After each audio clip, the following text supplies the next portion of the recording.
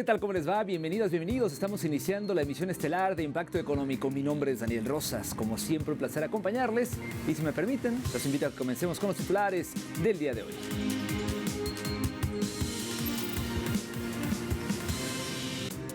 En América Latina, Argentina experimenta el mayor incremento en el costo del combustible.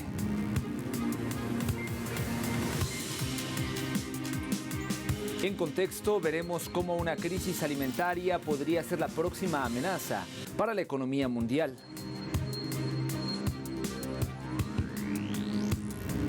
Y en 360, el brote de ébola afecta a la economía de la República Democrática del Congo. De esto y más hablamos el día de hoy.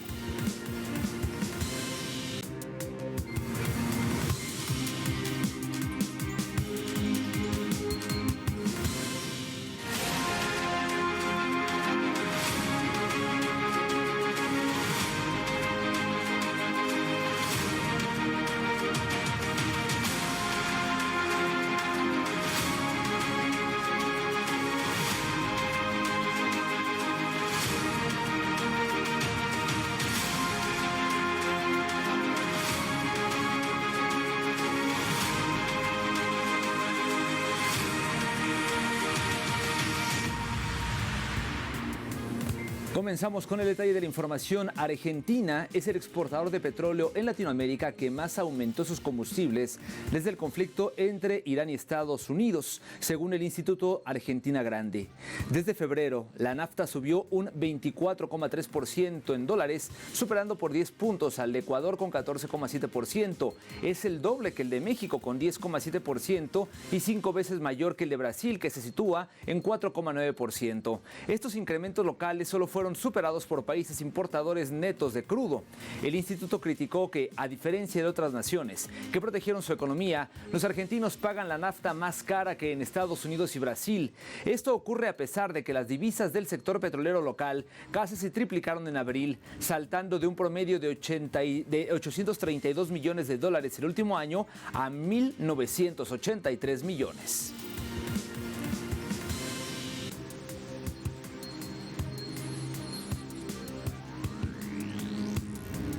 Ahora le cuento que la informalidad laboral en Uruguay siguió en aumento durante 2025, según datos del Instituto Nacional de Estadísticas sobre empleo y subutilización de la fuerza de trabajo. El reporte indica que el 22,8% de los ocupados trabaja de manera informal, lo que significa una leve subida frente al 22,7% de 2024, que consolida la tendencia al alza iniciada en 2022. Nuevamente quedaron en evidencia las disparidades territoriales. Según los datos del Instituto Cerro Largo, registró la mayor tasa de informalidad del país con 44,5%, seguido por Rivera con 41,6% y Artigas con 39,1%. Asimismo, la brecha entre Montevideo y varios departamentos fronterizos supera los 25 puntos porcentuales, reflejando mercados laborales con realidades muy distintas en formalización y seguridad social. Finalmente, el mercado empleó a 1.768.700 personas, situando la tasa de desocupación en 7,5%, mientras los desocupados, subocupados y disponibles fuera del mercado alcanzó el 17,3%.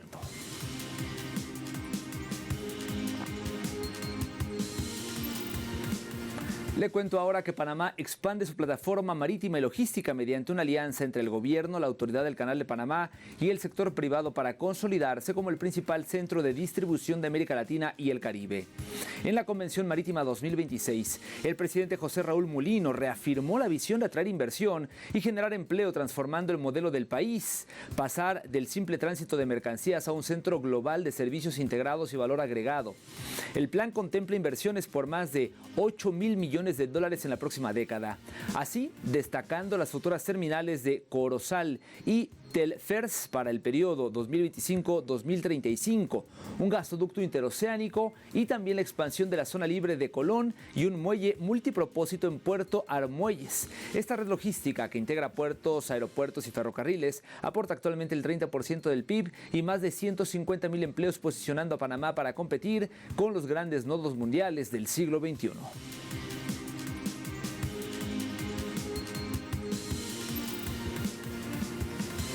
Le cuento ahora que la producción manufacturera de México creció 0,5% en abril respecto a marzo, según informó el Instituto Nacional de Estadísticas y Geografía. Este avance mensual ocurre tras una reducción de 1,1% el mes anterior en su variación anual. La industria mostró un crecimiento de 1,9%. El personal ocupado se contrajo 0,2% mensual y disminuyó 2,4% a tasa anual, afectando tanto a empleados directos como a contratados por terceros. Por su parte, las horas trabajadas incrementaron 0,6% en el mes, impulsadas por ambos tipos de contratación, aunque en su medición anual este subcomponente se contrajo 1,9%. Asimismo, las remuneraciones medias reales crecieron 1,2% mensual y 2,2% anual, impulsadas principalmente por los salarios del personal directo de las empresas. Finalmente, por sectores, la fabricación de equipo de computación y componentes electrónicos logró el mayor crecimiento anual con un 12,5%, mientras que la fabricación de aparatos eléctricos y equipos de generación de energía se contrajo un 6,9%.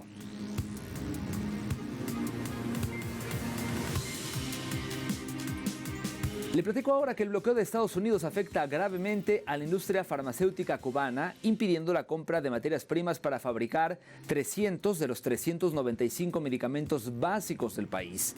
Ante esto, BioCuba Pharma y el Ministerio de Salud Pública priorizan los recursos disponibles para fármacos de urgencia y pacientes graves. La producción de genéricos es la más afectada, ya que requiere más de 250 millones de dólares en importaciones de insumos. Para financiar la producción nacional, Cuba exporta productos biotecnológicos innovadores y fortalece alianzas mediante empresas mixtas con China, Vietnam y Rusia para sostener el sector.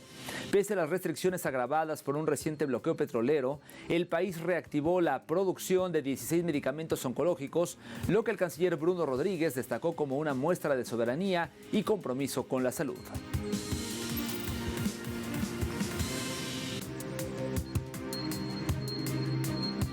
Luego de esta información vamos a hacer una primera pausa, pero no se vaya por favor. Al regreso en Contexto veremos cómo la crisis alimentaria podría ser la próxima amenaza para la economía mundial. Volvemos con los detalles.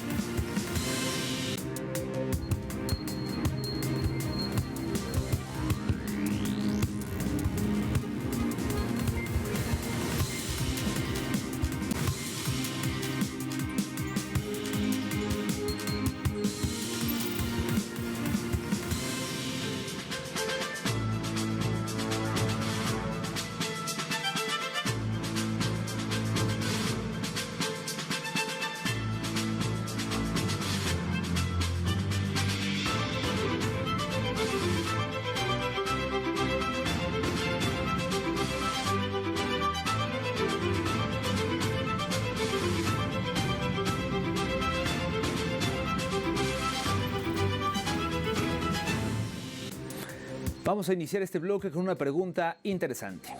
¿Puede una crisis alimentaria convertirse en la próxima amenaza para la economía mundial? ¿Usted qué piensa? Bueno, pues para conocer parte de la respuesta, veamos el siguiente material a continuación. Durante décadas, la seguridad alimentaria fue considerada principalmente un asunto agrícola. La discusión se centraba en las cosechas, la productividad del campo y la capacidad de los países para producir suficientes alimentos para sus poblaciones. Sin embargo, la realidad económica del siglo XXI ha transformado profundamente esa visión. Hoy, los alimentos se encuentran en el centro de una compleja red de factores financieros, comerciales, energéticos y geopolíticos que están redefiniendo la manera en que el mundo produce, distribuye y consume sus recursos esenciales. Las tensiones internacionales, la acumulación especulativa de los grandes capitales, las guerras, las sanciones económicas y la creciente fragmentación del comercio mundial han puesto de manifiesto una vulnerabilidad que durante años permaneció oculta: la dependencia global de cadenas de suministro altamente interconectadas. Cuando una ruta marítima se ve afectada por un conflicto, cuando un país restringe exportaciones estratégicas o cuando aumentan los costos de la energía, las consecuencias terminan llegando a los mercados mercados, los supermercados y las mesas de millones de personas. A esta situación se suman los efectos cada vez más visibles de la crisis climática, sequías prolongadas, inundaciones, olas de calor y fenómenos meteorológicos extremos afectan regiones agrícolas fundamentales para la producción mundial de cereales, oleaginosas y otros alimentos básicos. En este contexto, la seguridad alimentaria ya no puede entenderse únicamente como la capacidad de producir alimentos. También depende de quién controla a los fertilizantes, quién domina las rutas comerciales, quién posee capacidad logística y qué países tienen la capacidad de garantizar el abastecimiento en momentos de crisis. Mientras, surge la pregunta que comienza a ocupar a gobiernos, organismos internacionales y especialistas. Es cada vez más urgente. ¿Podría la próxima gran crisis económica global surgir no de los mercados financieros, sino de los sistemas que garantizan el acceso a los alimentos?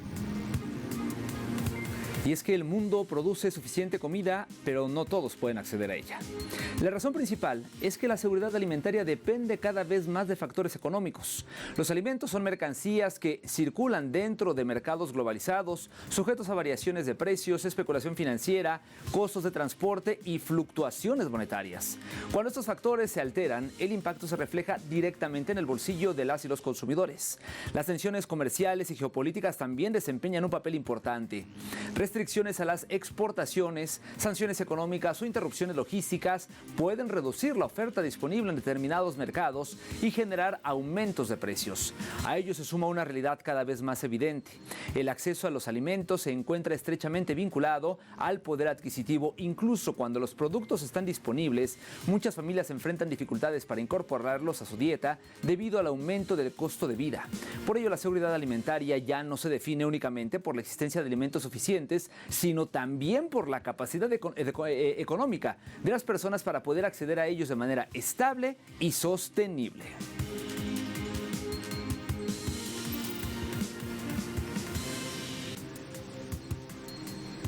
Por otra parte, tenemos a los fertilizantes, la energía y el clima, costos ocultos que también determinan el precio de los alimentos. Los fertilizantes, por ejemplo, constituyen uno de los componentes esenciales de la agricultura moderna.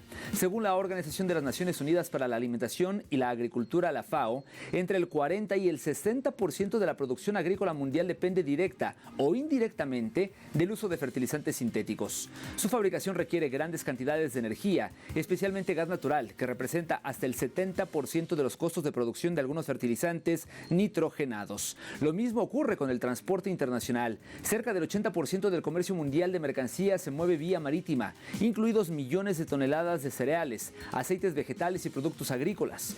Cuando aumentan los costos del combustible o se producen interrupciones en rutas estratégicas, como el Mar Rojo o el Canal de Suez, los costos logísticos se incrementan y terminan impactando en toda la cadena alimentaria. A este escenario se suma el creciente impacto del cambio climático. Sequías, inundaciones y fenómenos meteorológicos extremos afectan cosechas en distintas regiones del planeta, reduciendo rendimientos y generando incertidumbre sobre la oferta futura de alimentos. Ya no se trata únicamente de producir más, sino de garantizar cadenas de suministro resilientes frente a riesgos económicos, energéticos y también climáticos.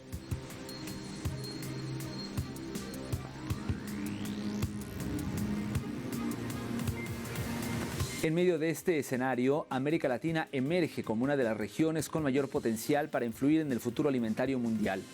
El continente concentra importantes reservas de agua dulce, vastas extensiones de tierra cultivable y una destacada capacidad exportadora de alimentos. Brasil, Argentina, México y otros países latinoamericanos desempeñan un papel fundamental en el suministro global de cereales, carnes, frutas y productos agrícolas. En un contexto donde la seguridad alimentaria adquiere una dimensión geopolítica cada vez mayor, estos recursos podrían incrementar el peso estratégico de la región dentro de la economía internacional. Sin embargo, diversos especialistas advierten que el desafío no consiste únicamente en exportar más, también implica fortalecer la producción local, desarrollar cadenas de valor, mejorar la infraestructura y garantizar que los beneficios derivados de la actividad agrícola contribuyan al desarrollo interno de las sociedades latinoamericanas.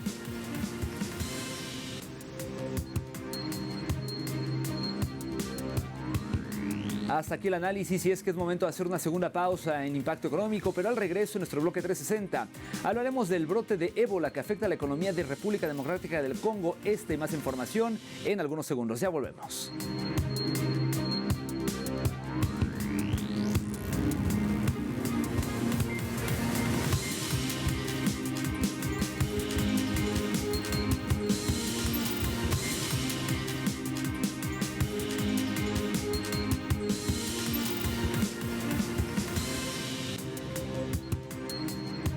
Estamos de vuelta en Impacto Económico, nuestro bloque 360.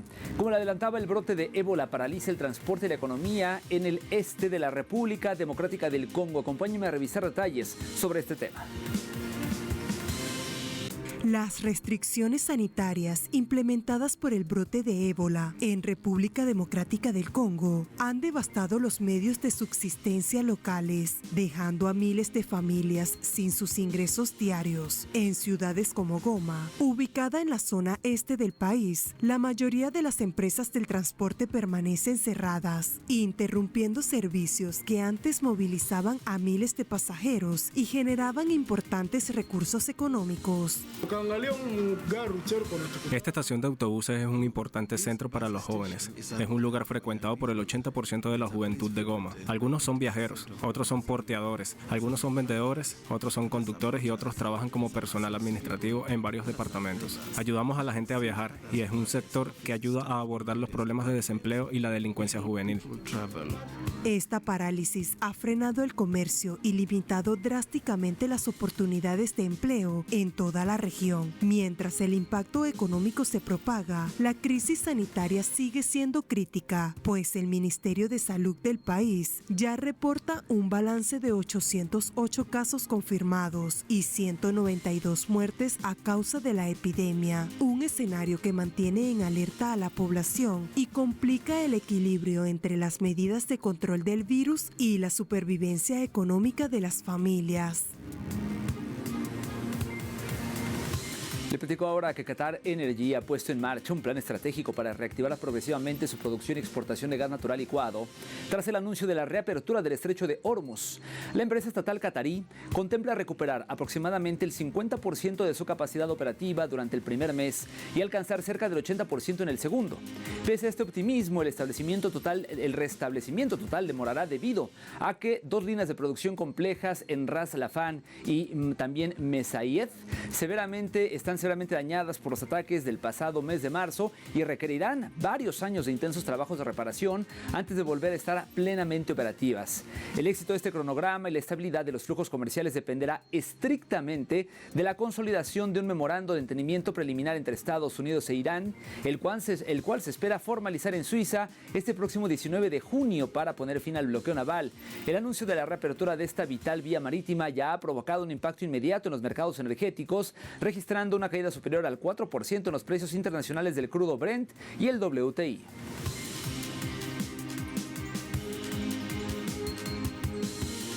Le cuento ahora que el Banco de Japón eleva la tasa de interés al 1% y marca un máximo de más de 30 años. El ajuste fue de 25 puntos básicos y marcó el primer incremento desde diciembre, cuando la autoridad monetaria llevó la tasa al 0,75%. El Banco Central también destacó que es la primera vez desde 1995 que el tipo alcanza el 1%. La decisión se adoptó con una votación dividida de 7-1. El consejero Toichiro Asada votó en contra y defendió mantener la tasa. El endurecimiento de la tasa de interés llega en un momento en donde Japón lidia con un yen débil y una inflación que empezó ya a repuntar.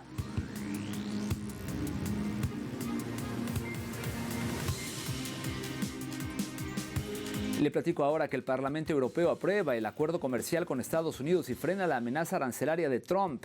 El acuerdo comercial alcanzado entre la presidenta de la Comisión Europea, Ursula von der Leyen, y el presidente Donald Trump establece un arancel del 15% para la mayoría de las exportaciones de la Unión Europea hacia el mercado norteamericano, mientras los bienes industriales procedentes de Estados Unidos quedarán exentos de recargos. La aprobación contó con 440 votos a favor, 151 en contra y 50 abstenciones.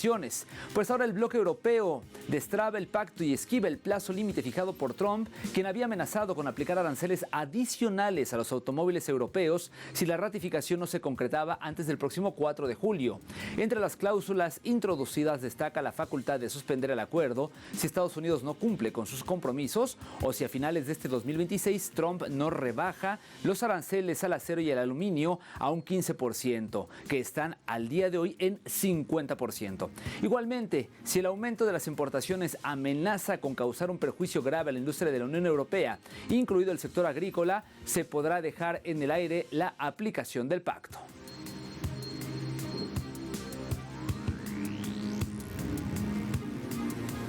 Le cuento ahora que la Agencia Internacional de Energía afirma que la reapertura incondicional de Hormuz es vital para acabar con la crisis energética. Escuchemos al director ejecutivo de la organización intergubernamental durante su intervención en París, Francia. La solución más importante a este problema es la apertura total e incondicional del estrecho de Hormuz al transporte marítimo. Y espero sinceramente que estos esfuerzos entre los países conduzcan a la apertura total e incondicional del estrecho de Hormuz lo antes posible, para que veamos que el petróleo y el gas vuelvan a fluir.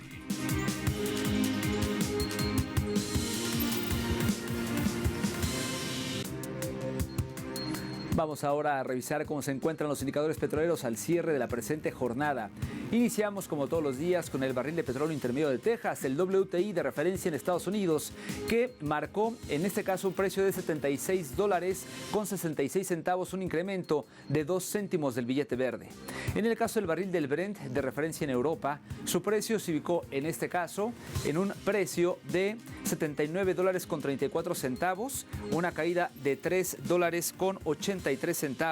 Y finalmente vamos a revisar cómo se encuentra el crudo promediado por la OPEP.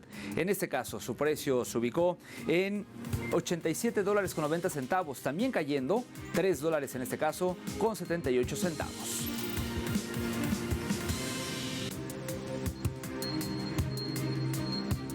De esta forma despedimos esta emisión de Impacto Económico Estelar. Muchas gracias por habernos acompañado. Recuerde que para comentarios y sugerencias siempre puede escribirnos a nuestra dirección de correo electrónico impactoeconómico@telesurtv.net.